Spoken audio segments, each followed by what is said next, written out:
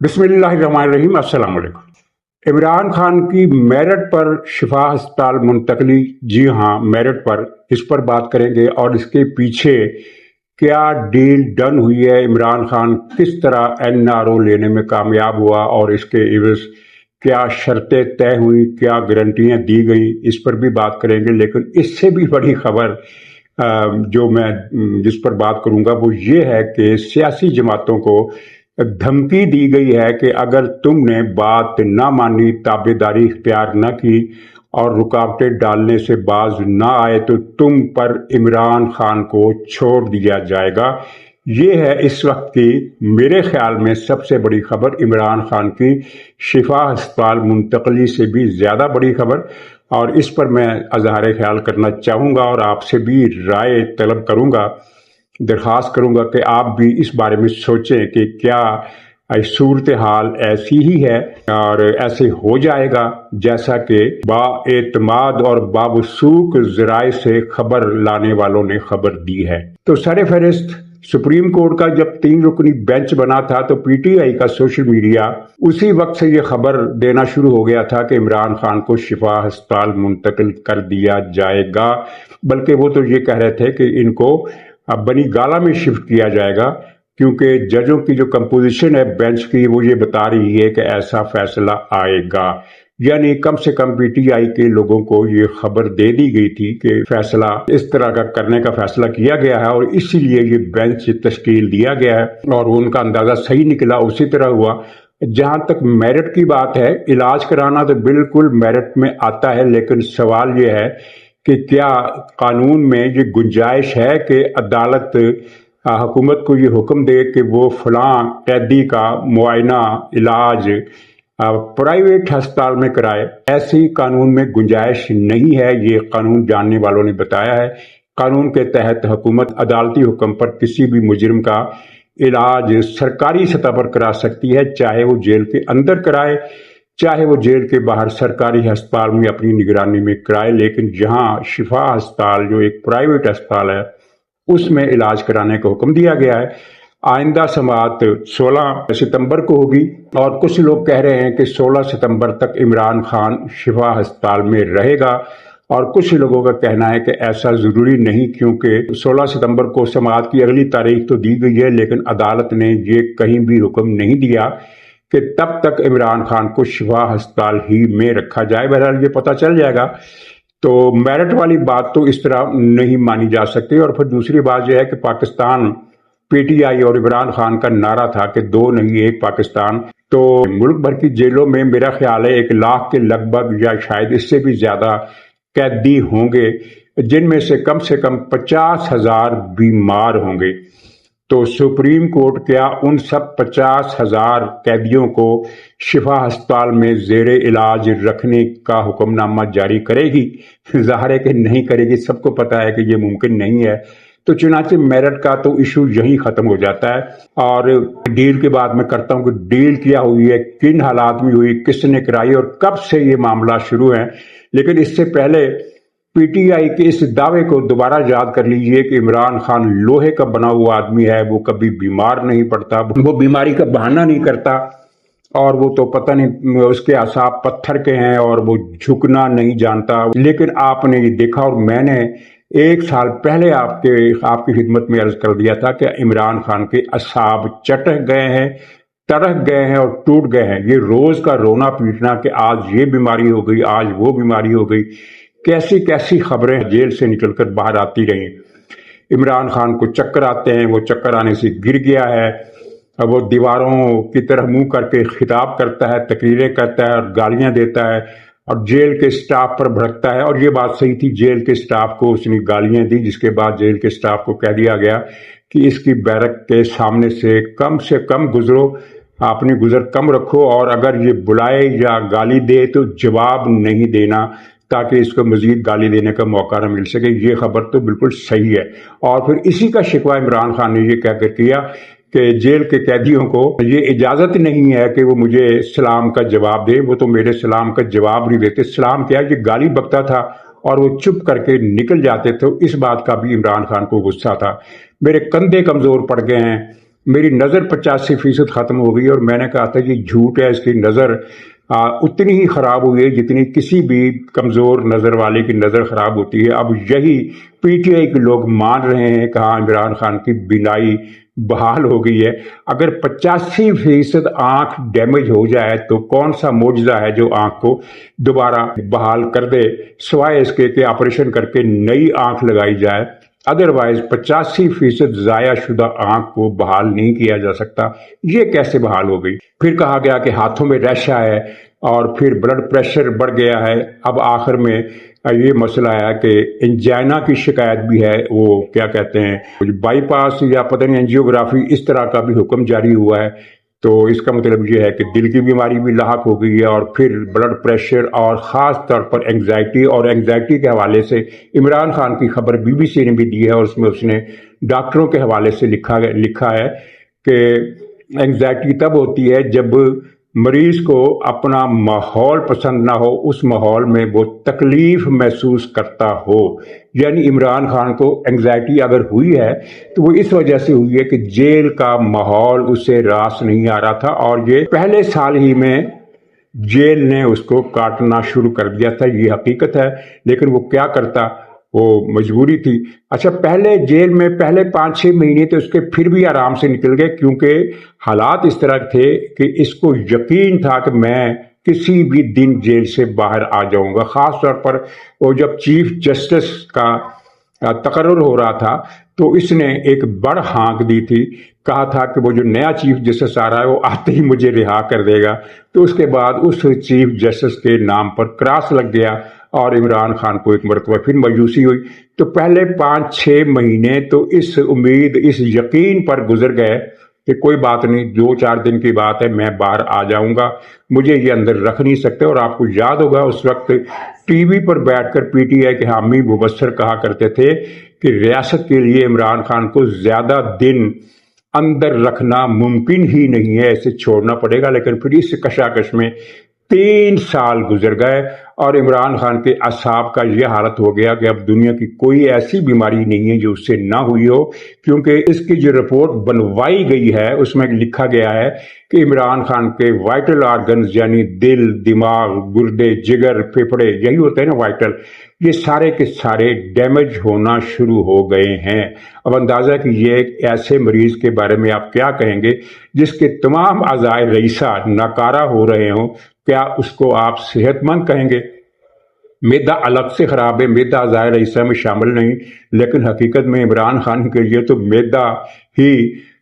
رئیس اعظم ہے، کیونکہ عمران خان کی زندگی پورا میدے کو بھرتے ہوئے گزری ہے۔ اب بھی وہ دن میں 4 مرتبہ کھانا کھاتا ہے، اور بریک فاسٹ کی سطح کا کھانا کوئی بھی نہیں ہوتا، سارے چاروں کے چاروں ڈنر اور چاروں کے چاروں لنچ ہوتے ہیں، اور 4 کھانوں کے علاوہ بیچ میں بسکٹ، بادام، پستے کے یا چوگا ہوتا ہے، وہ الگ سے چگتا رہتا ہے، اور پھر بھی اسے معدے کی خرابی کی شکایت ہے۔ اور بھی کئی شکایات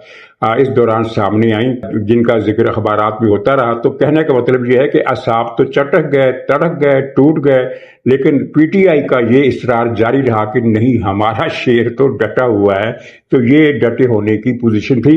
اور 1 سال سے این آر او حاصل کرنے کی کوششیں تیز ہو گئی تھی۔ اس سے پہلے جب فیلڈ مارشل بنایا گیا تو عمران خان کو پتہ چل گیا کہ اب میری رہائی ممکن نہیں ہے، تو اس نے پھر این آر او کے لیے کوششیں تیز کر دی۔ اس حوالے سے جو بنیادی کردار تھا وہ گوہر خان صاحب کا تھا، بیرسٹر گوہر خان صاحب، جو سیاسی طور پر ان کے مقاصد اچھے ہوں یا برے ہوں اس سے قطع نظر وہ عمران خان کے لیے ریلیف حاصل کرنے میں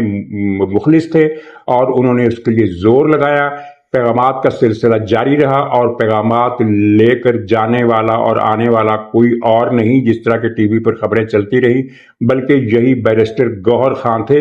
اور انہی کے ذریعے پھر عمران نے یہ یقین دلایا کہ میں سیاست نہیں کروں گا، جیل کے اندر رہ کر مجھے سہولتیں دی جائیں۔ یعنی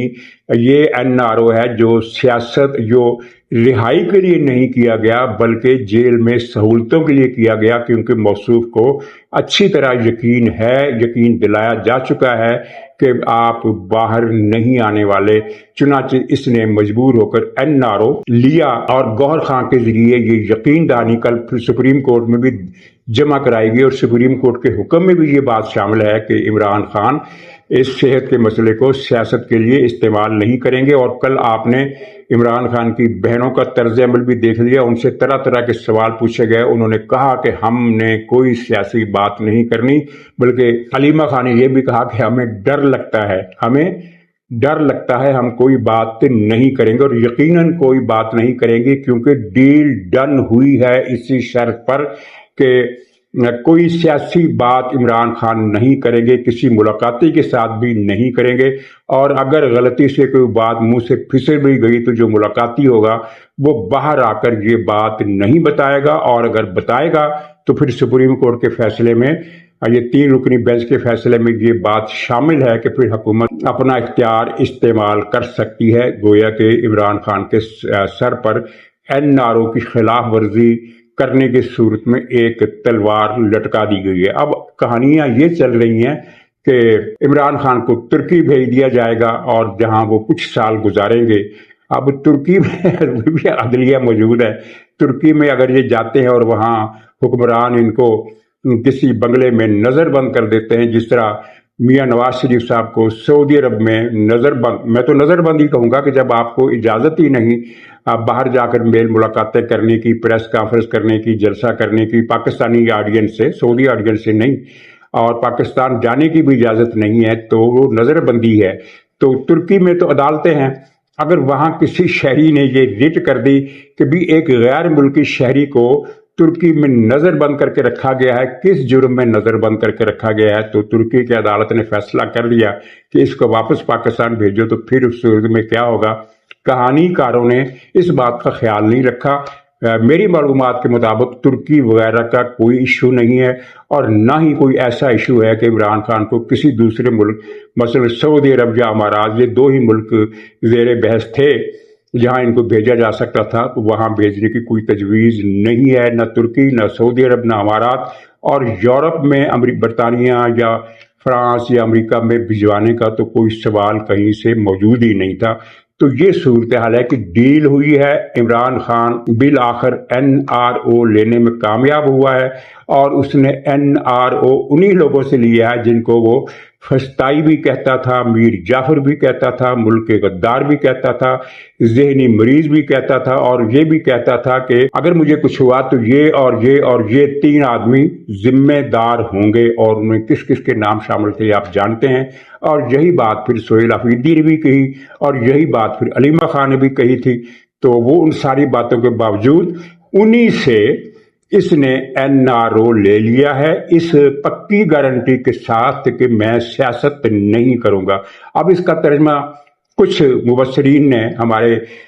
تجزیہ کاروں نے یہ بھی کیا ہے کہ عمران خان کی سیاست ختم، عمران خان سیاست سے ریٹائر، عمران خان مائنس، یہ 3 عنوانات کے تحت بہت سارے پروگرام کیے گئے ہیں۔ میں اس حد تک نہیں جاتا، میں صرف یہ کہتا ہوں، اس سے آگے نہیں بڑھوں گا کہ جب تک وہ جیل میں ہے، اور اللہ تعالیٰ جانتا ہے کب تک وہ جیل میں ہے، بظاہر تو کسی مقدمے سے اس کی جان چھوٹتی ہوئی نظر نہیں آتی، تو جب تک وہ جیل میں ہے وہ سیاست نہیں کرے گا، ملاقاتیں ہوں گی۔ اگر وہ خفیہ طور پر کسی کو یہ ہدایت دے گا کہ پارٹی فلاں اقدامات کرے، تو وہ بات چھپی نہیں رہ سکتی، اور فوراً ہی پتہ چل جائے گا کہ پارٹی نے فلاں فیصلہ جو کیا ہے تو اس کے پیچھے عمران خان کے حکم یا ہدایت کا ہاتھ ہے، تو وہ کارروائی ہوگی۔ اچھا، اب اس خبر پر آ جائیے کہ سیاسی جماعتوں کو دھمکی دی گئی ہے کہ اگر وہ تعاون پر آمادہ نہیں ہوئی، یعنی نئے صوبے بنانے اور صدارتی نظام لانے کے بارے میں تعاون پر آمادہ نہیں ہوئی، تو عمران خان کو ان پر چھوڑ دیا جائے گا۔ اچھا، اب اس میں کیا ایسا ممکن ہے؟ اور یہ خبر لانے والے کون ہیں؟ خبر لانے والے وہ ہیں جو یہ دعوے کرتے ہیں کہ اہم ترین شخصیت خود آ کر ہم سے ملاقات کرتی ہے اور ہمیں یہ خبر دیتی ہے، یہ خبر بریک کرتی ہے، اور پھر اس کو ہم بریکنگ نیوز کی شکل میں اپنے پروگرام میں دے دیتے ہیں، 6 مہینے کا الٹیمیٹم، 3 مہینے کا الٹیمیٹم، فلانا فلانا فلانا، اس طرح کی چیزیں یہ ساری ان کے سر پر مر دیتے ہیں، جن کو وہ اہم ترین شخصیت یا اہم ترین شخصیات کا نام دیتے ہیں، اور تردید کرنے والا کوئی نہیں ہوتا، تو چنانچہ بہت سارے لوگ مان لیتے ہیں کہ ہاں ایسا ہی ہے، جبکہ اصل صورتحال یہ تھی کہ میں نے بتایا کہ خبریں فیڈ کی جاتی ہیں کچھ لوگوں کی طرف سے جو اہم ترین نہیں ہوتے، لیکن وہ خبر فیڈ کرتے ہوئے بتاتے ہیں کہ یہ اہم ترین لوگوں کی طرف سے آئی ہے۔ اچھا، اب ذرا اس متوقع منظر نامے پر غور کیجئے جو عمران خان کو چھوڑ دینے کی صورت میں برپا ہوگا یا رونما ہوگا۔ اب جب عمران خان کو چھوڑا جائے گا تو وہ صرف سیاسی پارٹیوں پر نہیں چھوٹے گا، بلکہ وہ ان پر بھی چھوٹے گا جن کو وہ طرح طرح کے خطاب دے چکا ہے، یعنی اسٹیبلشمنٹ کو بھی۔ یعنی اگر وہ زرداری یا نواز شریف کی پنڈلی سے ایک بوٹی گوشت کاٹ لے گا تو اپنے دانتوں سے وہ اسٹیبلشمنٹ کا ٹخنا بھی ادھیڑ کر رکھ دے گا۔ کیا ایسا ہو سکتا ہے؟ یعنی ایسا تو نہیں ہوگا کہ عمران خان اسٹیبلشمنٹ کا تابع دار بن کر، عثمان بزدار بن کر جو کہیں گے وہ کریں گے، ہم کسی کے غلام تو نہیں، اس طرح وہ کیا ممکن ہے؟ اب آپ اس بات کا جواب دیجیے۔ اور پھر دوسری بات کہ اگر یعنی میں تو نہیں سمجھتا، لیکن جو یہ دعوے کر رہے ہیں، جو یہ رپورٹیں دے رہے ہیں، ان کے بہاف پر میں یہ پوچھتا ہوں کہ اگر ایسا ہوگا تو وہ کس طرح ہوگا؟ ظاہر ہے اس کے لیے سب سے پہلے تو DGISPR کی ایک پریس بریفنگ ہوگی۔ ان کے مطابق، یعنی اگر یہ کہتے ہیں، اگر یہ سچ ہے، جو کہ سچ مجھے تو نہیں لگتا، لیکن ان کے حساب سے میں بات کر رہا ہوں، ان کے بہاف پر بات کر رہا ہوں، ان کے فریم آف ریفرنس کو بیچ میں رکھ کے میں بات کرتا ہوں کہ سب سے پہلے تو DGISPR کو ایک پریس بریفنگ کرنا ہوگی، یا ان کے دفتر سے ایک تفصیلی پریس نوٹ آئے گا، اس میں یہ کہا جائے گا کہ 9 مئی کو جو ہوا تھا وہ فالس فلیگ آپریشن تھا، ہم نے یہ فالس فلیگ آپریشن کیا، اب ہم اس بات پر شرمندہ ہیں، عمران خان سے معافی مانگتے ہیں کہ ہم نے بڑا غلط کیا، عمران خان سے بڑی زیادتی کی، فوجی تنصیبات پر خود ہی حملے کیے اور الزام عمران خان اور ان کی پارٹی پر لگا دیا۔ چنانچہ آج سے عمران خان پر تمام مقدمات ختم، اور PTI کی جن افراد کو سزا ہو چکی ہے ان سے بھی ہم معافی مانگتے ہیں، وہ بھی ہمیں معاف کر دیں، ان کو باعزت رہا کیا جاتا ہے اور ان کو کمپنسیشن دی جائے گی اس تکلیف کے عوض جو انہوں نے کئی سال کی قید کی صورت میں گزاری یا مارے کھائیں، جو بھی ہے۔ یہ اس طرح کا پریس نوٹ تو آئے گا یا پریس بریفنگ آئے گی۔ کیا کہتے ہیں یہ باخبر ہونے کے دعوے دار حضرات اس سینیاریو پر؟ اس کے بعد پھر دوسرا قدم ہوگا کہ عمران خان باہر آ جائے گا، اور باہر آ کر وہ یہ اعلان کرے گا کہ میں نے جن کو ذہنی مریض کہا، میں نے جن کو فسطائی کہا، میں نے جن کو ملک توڑنے والا کہا، اور میں نے جن کو میر جعفر کہا، اور میں نے جن کے بارے میں یہ کہا کہ ان کو تو میں کسی صورت نہیں چھوڑوں گا، اب میں ان سب سے معافی مانگتا ہوں، وہ تو بڑے عظیم محب وطن ہیں اور قوم کے باپ ہیں، ان سے اچھا تو کوئی پیدا نہیں ہوا، کم سے کم میں نے اپنی زندگی میں اتنا اچھا جرنیل اس سے پہلے کبھی دیکھا ہی نہیں، اتنا جمہوریت نواز جرنیل اس سے پہلے میں نے کبھی دیکھا ہی نہیں۔ اس طرح کی باتیں کرتے ہوئے پھر وہ وزارت عظمیٰ کی گدی پر بیٹھ جائیں گے، اور یہ بتانے کی ضرورت نہیں کہ ظاہر اس سے پہلے ایک الیکشن کرایا جائے گا، اور اس الیکشن میں عمران خان کو 2/3 اکثریت نہ صحیح، سادہ اکثریت تو ضرور دلوا دی جائے گی۔ اس کے بعد پھر عمران خان کی وزارت عظمیٰ والی حکومت 28ویں ترمیم لائے گی، اس کی پہلی شک صدارتی نظام ہوگی جس میں لکھا جائے گا کہ تمام اختیارات صدر کے پاس ہوں گے، اور لکھا تو نہیں جائے گا لیکن ایک ایک پیراگراف یہ بول رہا ہوگا کہ وزیر اعظم جو ہوگا وہ کٹھ پتلی بھی نہیں ہوگا، وہ محض خاموش تماشائی ہوگا، اور عمران خان اس ترمیم پر دستخط کریں گے اور سب ارکان اسمبلی کو ہدایت کریں گے کہ اسے منظور کریں، اور اس کے بعد پھر جب سیاسی جماعتوں کا خاتمہ ہوگا تو اس میں عمران خان کی سیاسی جماعت بھی شامل ہوگی، پھر بنے گا 1 یونٹ، اور 1 یونٹ میں کوس من الملک جو بجایا جائے گا وہ بھی آپ دیکھیں گے۔ تو کیا یہ دوسرا سینیاریو بھی ممکن نظر آتا ہے؟ میں آپ کو خبر دیتا ہوں، سیاسی جماعتیں کسی نئے آنے والے بحران سے خوف زدہ نہیں ہیں، وہ کہتی ہیں کہ ہم نے عمران خان کے 3.5 سال دیکھ لیے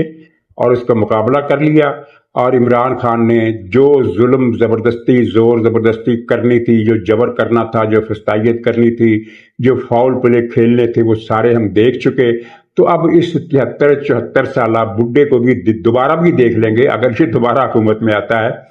تو ہم اس دباؤ میں آنے والے تو نہیں ہیں۔ اور یہ ہے کہ میں نے کل بتایا تھا پروگرام میں کہ سیاسی جماعتیں اپنا ذہن بنا چکی ہیں، لہٰذا میں یہ کہتا ہوں کہ اسٹیبلشمنٹ کی طرف سے ایسا کچھ نہیں کیا جا رہا، لیکن اس پردہ زنگاری کے پیچھے کوئی اور ہے، وہ جو اپنے دور کا ناکام ترین بلکہ انسانی تاریخ کا ناکام ترین وزیر ہے، جس نے پاکستان کو بد امنی اور دہشت گردی کے جہنم میں سر تک دھکیل دیا ہے، ماتھا تک نظر نہیں آتا، پاکستان اس میں غرق کر دیا ہے اس نے۔ یہ اور اس کے ساتھ کچھ دوسرے چنڈال گروہ ہیں جو یہ خبریں پھیلا رہے ہیں، جو یہ فضا بنا رہے ہیں، جو وہاں جا کر بھی رابطے کرتے ہیں اور کہتے ہیں کہ امت مسلمہ کو جس مسیحا کا پچھلے 1200 سال سے انتظار تھا وہ آپ کی صورت میں آ گیا ہے، تو آپ پر خدا کی طرف سے یہ فریضہ عائد کیا گیا ہے کہ آپ آئیں اور اس ڈوبتی کشتی کا پتوار سنبھال لیں۔ تو اس طرح کی چپڑ کناتیاں یہ کرتے ہیں اور پھر اپنے میڈیا گروپ کے لوگوں کو اس طرح کی کہانیاں بتاتے ہیں کہ وہ نشر کریں، کسی طرف سے تردید نہیں ہوتی، اور بلکہ کچھ واقعات ایسے ہو جاتے ہیں جن سے شبہ ہوتا ہے کہ شاید یہ صحیح کہہ رہے ہیں، حالانکہ ایسا نہیں ہے۔ اور اب جو منظرنامہ بن رہا ہے اس میں لوگ ایک سے ایک کہانی لے کر آ رہے ہیں۔ مثلا یہ بھی کہا جا رہا ہے کہ مسلم لیگ نون اور پی ٹی آئی کا اتحاد کرا دیا جائے گا۔ اب اس اتحاد کرا دیا جائے گا جس کے بعد یہ دونوں جماعتیں مل کر 28ویں آئینی ترمیم لائیں گی، صدارتی نظام نافذ کریں گی اور سیاسی پارٹیوں کے وجود کے خاتمے پر دستخط کر دیں گی۔ عقل ان کی تو جو ہے سو ہے، ان کا خیال ہے کہ سننے والوں کے دماغ میں بھی عقل نام کی کوئی چیز نہیں، وہ خانے خالی ہے۔ ویسے یہ برصغیر تذکرہ اتنا بتا دیں کہ یہ جو نیا اتحاد قائم ہوگا مسلم لیگ نون کا اور پاکستان تحریک انصاف کا، اس کا صدر کون ہوگا اور سیکریٹری کون ہوگا؟ صدر عمران خان ہوگا یا میاں نواز شریف صاحب ہوں گے؟ اور سیکریٹری کون ہوگا؟ اگر میاں نواز شریف صاحب صدر ہوں گے تو کیا عمران خان ان کے سیکریٹری ہوں گے؟ اخبارات میں یہ لکھا جائے گا کہ نواز شریف کے سیکریٹری جنرل عمران خان نے آج ایک بیان میں یہ کہا ہے۔ تو بھائی یہ لطیفے نہ سناؤ، ویسے حالات اچھے نہیں ہیں۔ جو انارکی کی فضا،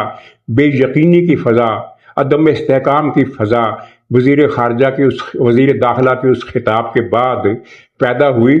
وہ کم نہیں ہوئی ہے، وہ بڑھتی جا رہی ہے، اور یہ قوم کی کون سی خدمت ہے جو کی گئی ہے۔ ناظرین اجازت دیجیے، انشاءاللہ اگلے ولاگ میں پھر ملاقات ہوگی، تب تک کے لیے خدا حافظ۔